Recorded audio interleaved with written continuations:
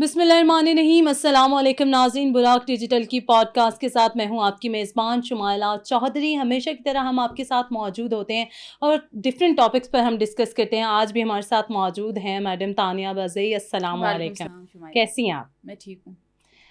تانیہ, جیسا کہ آپ کو پتہ ہے کہ آپ لائر بھی ہیں اور ڈیپلی چیزوں کو جو ہے آبزرو کرتی ہیں اور آپ نے ٹویٹس بھی بڑے کیے ہیں. سب سے پہلے میں بات کروں گی جو اس وقت ایشو سرکولیٹ کر رہا ہے پاکستان میں ڈکی بھائی کے حوالے سے, اور انہوں نے بریفلی ایک ویڈیو بنائی ہے اور اپنے پیغام کو ریکارڈ کیا ہے, تمام عوام کے سامنے رکھا ہے. تو انہوں نے فیلڈ مارشل کا بھی بڑا شکریہ ادا کیا ہے کہ ان کی جو سچویشن تھی اس سے نکالنے میں انہوں نے بڑا اہم کردار ادا کیا ہے. تو آپ کیا کہیں گی؟ دیکھیں شمائلہ, کل سے ڈکی بھائی کا آپ سوشل میڈیا پہ دیکھیں ڈکی بھائی ہو رہا ہے. ٹرو. یہ تو ایک عدد سٹوری میڈیا پہ آ جاتی ہے. ہاں آ گئی ہے. آپ سوچیں جو سٹوریز میڈیا پہ نہیں آتی تو ان کا کیا, ان کے ساتھ وہ کیا اس سے اذیتوں سے گزرے ہوں گے. Custodial torture is a crime, چاہے وہ پاکستان میں ہو چاہے وہ انٹرنیشنلی ہو. ٹھیک ہے, پولیس کے پاس کوئی اختیار نہیں, ایف آئی اے کے پاس. دیکھیں اس میں کوئی شک نہیں, ہماری جو ایف آئی اے ہے it's one of the most corrupt آپ کا ادارہ ہے پاکستان کا. ٹھیک ہے, جتنا ظلم ایف آئی اے میں ہوتا ہے کہیں نہیں ہوتا. پولیس تو مفت میں بدنام ہے. جتنا ظلم ایف آئی اے کرتی ہے نا کوئی نہیں کرتا, چاہے ایف آئی اے کا کوئی بھی ونگ ہو. تو یہ ڈکی بھائی آپ یقین کریں جب وہ اپنی سٹوری سنا رہا تھا میری بھی آنکھوں میں آنسو آ گئے. میں نے کہا لوگ حیران ہو رہے تھے دیکھ کے, اتنا کسٹوڈیل ٹارچر تو میں نے اس لیول کا نہیں سوچا تھا. کہ وہ کہہ رہے ایک بچے کو کال ملائی گئی اور اسے کہا کہ آپ اس کو برا بلا کہو. میں نے یہ لیول ہے, یہ تھنکنگ ہے, یہ آپ مائنڈ سیٹ ہے ہمارے آفیسرس کا ایف آئی اے میں کہ اس طرح کا. اب آپ دیکھیے نا, ڈکی بھائی نے یہ بھی بتایا کہ کس نے اس کو بچایا, کس نے اس کو ریسکیو کیا, اس کی فیملی کو سپورٹ کیا کروشل سچویشن میں. اس نے کہا ہے کہ جو ایم آئی کا ڈی جی ہے واجد عزیز صاحب, انہوں نے سارے ان کی ہیلپ آؤٹ کیا. جو ہماری ملٹری انٹیلیجنس فیملی کو بہت زیادہ ان کی فیملی کو دیکھیں, ہمیں ایک خبر مل گئی تھی کہ لاہور سے کچھ ایف آئی اے کے لوگ اٹھائے گئے ہیں افسرز, اور ہمیں پتہ نہیں تھا کہ وجوہات کیا ہے, کن وجوہات پہ اٹھائے گئے ہیں. ابھی پتہ چلا وہ تو ڈکی بھائی کی کیس میں اٹھائے گئے تھے. ان کو جو ہماری انٹیلیجنس نے اٹھایا تھا تو یہ کیس تھا. اب آپ خود سوچیں کتنا ظلم ہے اس ملک میں. وہ جو ایک فیمس پرسنالٹی ہے اس کے ساتھ اتنا ظلم ہو رہا ہے. ایک عام بندے کے ساتھ عام بندے کے تو ٹکڑے ٹکڑے کر دیں وہاں پہ ان کے جو کسٹڈی میں. اس کے علاوہ custodial torture is a crime. اس پر میں کافی زیادہ ہماری لا آبویس ہے کہ آپ مار نہیں سکتے. بے شک. فزیکل ریمانڈ کا ہرگز یہ مطلب نہیں ہے کہ آپ اس کو مارے. فزیکل ریمانڈ کا مطلب ہے باڈی اس کی آپ کے پاس ہونی چاہیے چار دیواری میں, بس آپ کے پاس موجود ہو, آپ کے پاس وہ فزیکلی موجود ہو, وہ فزیکل ریمانڈ ہے. آپ ہاتھ نہیں اٹھا سکتے نہ آپ مار سکتے ہیں کسٹڈی میں. It's a crime. تو یہ ہماری انٹیلیجنس ایجنسیز ہیں, ہمارے ایم آئی کے جو ڈی جی ہیں, میں ان کا شکریہ ادا کرتی ہوں. ان کو میں اپریشیٹ کرتی ہوں واجد عزیز صاحب کو کہ کس طرح انہوں نے ایک معصوم فیملی, ایک مظلوم فیملی کو بچایا ہے.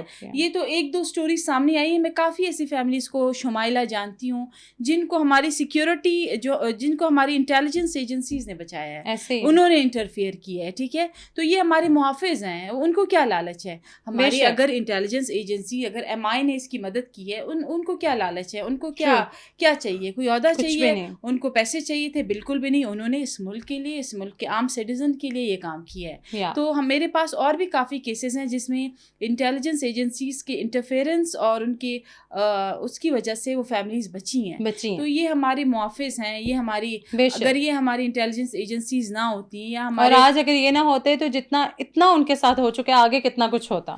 یہ میں تو کہتی ہوں پورے پاکستان کے لیے ایک میسج گیا ہے کہ ہم کچھ بھی نہیں ہیں. ہم اپنے M I, I S I, I B کے بغیر کچھ بھی نہیں ہیں. کیونکہ ان سے دیکھیے ہمارے ملک میں فرعونوں کی کمی تو نہیں ہے. فرعون تو بیٹھے ہوئے ہیں, چاہے وہ پولیس کی شکل میں ہو, چاہے وہ ایف آئی اے کی شکل میں ہو. جتنا ظلم یہ کرتے ہیں شاید کوئی کرتا ہو, ٹھیک ہے, لیکن ان سے اوپر بھی ایک پاورفل مخلوق بیٹھی ہے جو اپنے مظلوم عوام کے لیے آواز اٹھاتی ہے, جو اپنے مظلوم کے لیے کھڑے ہوتے ہیں, چاہے وہ بارڈرز پہ ہو چاہے وہ دوسری طرف طرف ہو, لیکن وہ کھڑے رہتے ہیں. اور ڈکی بھائی نے جس طرح بتایا ہے پورے پاکستان کو کہ ہم اپنی پاک آرمی, ہم اپنی فیلڈ مارشل, ہم اپنی انٹیلیجنس ایجنسیز کے بغیر زیرو ہیں, اور ہمیں یہ ماننا چاہیے کہ آج ہمارا جو محافظ ہے, ہم جو پروٹیکشن ہمیں ہے وہ ہماری انٹیلیجنس ایجنسیز کی وجہ سے ہے. ایسے ہی ہے. اور ایک اچھا پیغام, پازیٹیو میسج گیا ہے لوگوں کے لیے بھی کہ آپ اویئر ہوں کہ آنے والے وقت میں یہ چیزیں بھی ہو سکتی ہیں, اور آپ کو بچانے والی ایک ہی شخصیت ہے اور ایک ہی آپ کی آرمی ہے. اوکے تانیہ, ہم تھوڑی سی بات کرتے ہیں آدتیہ راج کول کے حوالے سے. صحافت کے لبادے میں ایک را کا ایجنٹ, ان کا جو ہے پیج دی بلوچستان پوسٹ, اس سے جو ہے ایک ہی تصویر 100 سے زائد بار جو ہے وہ اپلوڈ ہوئی, کیا کہیں گے آپ؟ بلوچستان پوسٹ کا میں نے پہلے بھی ریویل کیا تھا کہ بلوچستان پوسٹ بالکل انڈیا سے جنریٹ ہو رہا ہے. آدتیہ رائے, اس کی تصویر میں نے ایک ٹویٹ بھی کی ہے, اس کی باقاعدہ ڈیٹیلز میں نے دی ہے کہ بلوچستان پوسٹ تو ایلون ماسک نے بھی بتا دیا تھا کہ انڈیا سے آپریٹ ہو رہا ہے. تو وہ آدتیہ رائے کا ایک جرنلسٹ ہے جو اس کو آپریٹ کر رہا ہے, کیونکہ اتنی فالوئنگ ظاہر ہے, انڈیا کی 2 ارب آبادی ہے, تو اس حساب سے ان کی فالوئنگ ہے. اور آپ کبھی کمنٹس پڑھیں دا بلوچستان پوسٹ کے نیچے, سارے انڈینز ہیں جو کمنٹ کر رہے ہیں. کوئی پاکستانی آپ کو نہیں ملے گا, یا تو یہ بی ایل اے والے ہیں, بی وائی سی والے ہیں, ان کو پروموٹ کر رہے ہیں. بالکل آدتیہ رائے بلوچستان پوسٹ کو آپریٹ کر رہے ہیں, ہینڈلر وہی ہے. اور میں نے اپنے ٹویٹ میں باقاعدہ اس کی پکچرز اور ڈیٹیلز لگائی ہیں کہ وہ کہاں سے بیٹھ کے یہ پروپیگنڈا کر رہے ہیں ریاست پاکستان کے خلاف. اور پھر ان کو جواب بھی ملتا رہتا ہے آئے دن, گاہے بگائے. تانیہ, ہم تھوڑی سی بات کرتے ہیں, بی ایل ایف نے ساجد کی موت کو زہریلے اشارات کا واقعہ بنا کر پیش کیا, کیا کہیں گے؟ دیکھیے, ساجد, سب کو پتہ ہے کہ ساجد نے بی ایل اے جوائن کیا تھا, پھر اس کو جب پہاڑوں پہ لے کے گئے, پھر ان کا آپس میں کوئی لڑائی ہوئی ہے شاید فائنینس کے اوپر یا پیسوں کے اوپر. آج کل بی ایل اے یا تو اپنے کمانڈرز کو مار رہی ہے یا اپنے ہی سرمچاروں کو مار رہی ہے. ان کا آپس میں ابھی برے حالات ہیں, ان کی آپس میں لڑائی جھگڑے شروع ہیں, ان کا گہرا جو تنگ ہو گیا ہے. تو ظاہر ہے بی وائی سی جیل میں وہی ایک ذریعہ تھی فنڈنگ کا, حوالے کے تھرو پیسے آتے تھے دبئی سے, پھر بی وائی سی یہاں پہ ان کو ہینڈل کرتی تھی. تو جب سے بی وائی سی کی لیڈرشپ انڈر ہے, آپ دیکھیں کمانڈرز یہ آپس میں ایک دوسرے کو مار رہے ہیں, بی ایل اے اور بی ایل ایف آپس میں ایک دوسرے کو مار رہے ہیں, تضاد ان کے سٹارٹ ہو گئے, ان کا تضاد. اور ساجد کو سب کو پتہ ہے, ساجد نے بی ایل اے جوائن کیا تھا اور بی ایل اے کی آپس میں لڑائی میں مارا گیا ہے. اس میں ریاست کا کوئی وہ مداخلت نہیں ہے, نہ ریاست اس میں انوالو ہے. ٹرو. تانیہ, ہم تھوڑی سی بات کرتے ہیں پنجگور کے علاقے میں جو ہے فتنۃ الہندوستان کا ڈیتھ اسکواڈ جو ہے وہ مقامی محب وطن بلوچ شہریوں کو جو ہے وہ نشانہ بنا رہے ہیں اور ان کو ٹریپ کر رہے ہیں, کیا کہیں گی آپ؟ وہ ابھی میں آپ سے یہی کہہ رہی ہوں بلوچ دشمنی کر رہے ہیں, ان کا گھیرا اتنا تنگ ہو گیا ہے کہ یہ اب اپنے مقامی لوگوں کو مار رہے ہیں, کیونکہ مقامی لوگ اب ان کو پتہ چل گیا. مجھے آج تک تانیہ سمجھ نہیں ہے یہ کیسی بلوچ جدوجہد ہے. یہ بلوچ جدوجہد نہیں, یہ انڈین فنڈنگ ہے. ایسے ہی جب آپ کو بوریوں میں پیسے آتے ہو نا, آپ وہ بوری کے پیسے دیکھیں نا, پھر آپ پاگل ہو جاتے ہیں. پھر آپ کہتے ہیں بھئی میں نے کوئی بھی حد پار کر دی ہے. ٹھیک ہے, کوئی بلوچیت نہیں ہے, کوئی بھی یہ جو بلوچی کارڈ کھیلتے ہیں یا بلوچی چورن بیچتے ہیں, قوم پرستی کا کچھ نہیں ہے. سب فنڈنگ ہے. ان کے سردار نواب بھی سیلفش ہیں, خود غرض ہیں, اپنے فائدے کے لیے ان غریبوں کو استعمال کر کے پھینک دیتے ہیں. انڈیا بھی ان کو استعمال کر کے پھینک رہا ہے. اس طرح بی ایل اے کا جو سربراہ ہے ڈاکٹر اللہ نظر یا برامداغ بگٹی یا ربیار مری, ان غریب بلوچوں کو صرف اور صرف استعمال کر رہے ہیں اپنے مقاصد کے لیے. وہ ان کے سگے بھی نہیں ہیں, نہ ان کے خیر خواہ ہیں, صرف معصوموں کو موت کے گھاٹ اتار رہے ہیں. اور جو غریب بلوچ ہے وہ مر رہا ہے, خود وہ یہ لگژریس زندگیاں باہر گزار رہے ہیں. True.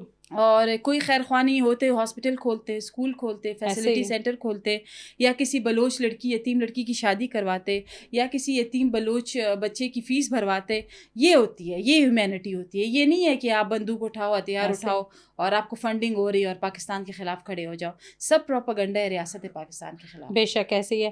Tania, field marshal Syed Asim Munir نے واضح طور پر یہ پیغام دیا ہے کہ انڈیا جو ہے وہ کسی گمان میں نہ رہے. اگر اس بار کچھ ہوا تو جواب اس سے بھی زیادہ برق رفتار ہوگا اور انڈیا یاد کرے گا کہ اس نے پاکستان سے پنگا لیا. کیا کہیں گے؟ دیکھیے, انڈیا اگر اس بار فالس فلیگ کرتا بھی ہے تو ہمارے پاس جو الیکٹرانک وارفیئر ہے, فیسلٹی ہے, اور اسی الیکٹرانک وارفیئر سے ہم نے ان کو ہرایا بھی ہے. تو اس بار پھر وہ آپ سمجھے ہمارے پاس ڈبل فیسلٹی ہے. تو الیکٹرانک وارفیئر میں انڈیا ہمارا مقابلہ نہیں کر سکتا. وہ میں آپ کو نیکسٹ پوڈ کاسٹ میں اس کی ڈیٹیلز بتاؤں گی کہ ہمارے پاس کون کون سی میزائلز ہیں, یا ہمارے پاس سائبر وارفیئر کے لیے کون کون سی فیسلٹی ہے جو انڈیا کے پاس نہیں ہے. پھر ہمارے پاس چائنا ہے, سپلائی ہم ڈائریکٹ چائنا سے آتا ہے, چونکہ انڈیا انڈیا کے پاس کوئی بھی سپلائی نہیں ہے ایسے اگر آپ انڈیا کی بارڈرز بھی چیک کریں. تو یہ ہے کہ اگر انڈیا کو لگتا ہے انڈیا اس بار زیادہ مار کھائے گا, زیادہ اس کی پٹائی ہونی ہے, میں بتا رہی ہوں, اگر شوق ہے مار کھانے کا تو سامنے آ جائیں جی گے. جی, اور اس بار چائنا پھر ہمارے ساتھ کھڑا ہے, بے ہاں شک. بالکل ہمارے ساتھ فرنٹ پہ کھڑا ہے. اور پچھلی دفعہ 7 جہاز گرائے تھے, اس دفعہ انشاءاللہ ان کے 20 گرائیں گے. بے شک انشاءاللہ. Thank you so much Tania Thank for you. Your time. میں ہمیشہ کہتی ہوں کہ پاکستان اپنی سلامتی اور خود مختاری پر جو ہے وہ کسی کو بھی حاوی نہیں ہونے دے گا, اور پاکستان اپنا دفاع کرنا جانتا ہے کہ کس طرح سے اس نے اپنے دشمن کو جواب دینا ہے. براق ڈیجیٹل کی پوڈ کاسٹ سے فی الوقت اتنا ہی. اپنی میزبان شمالہ چودھری کو دیجیے گا اجازت. اللہ نے کے بعد.